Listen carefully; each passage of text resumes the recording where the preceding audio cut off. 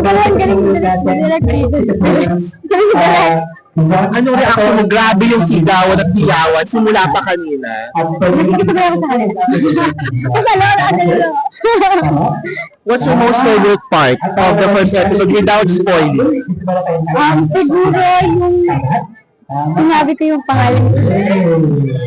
Parang ramdam na ramdam ko dun yung parang basta. So sino na ba si JJ this book to para sa'yo?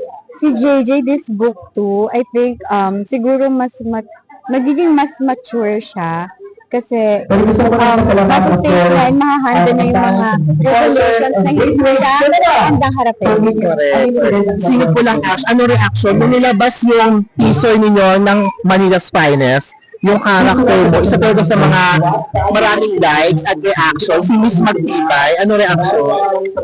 Wala, super happy lang ako. And ano na magugustuhan nyo rin talaga. Sobrang solid ang story. Sila Berek, sila Sergiolo, sila Sergiolo.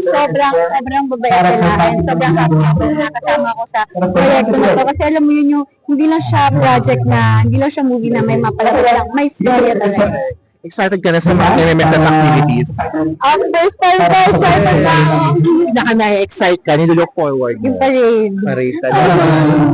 Abangan yung panoorin na ng mga kapatid natin ang Mutya ng Section E Book 2 and Manila's Finest. Yes, abangan niyo po ang Mutya ng Section E this December 5 na po yan. New episode po once a week, kaya abangan niyo po. And of course, yung Manila's Finest this December 26 po. At ang first episode, ito na manood na tayo sa lalabas. Sobrang passionate yung kissing niya. Hi!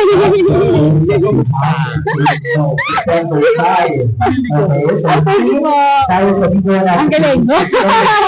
Kamusta si Andres as a kisser? Rate mo, 1 to 10. Hello!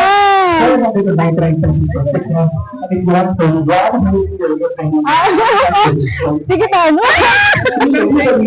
Po? One or two po ata.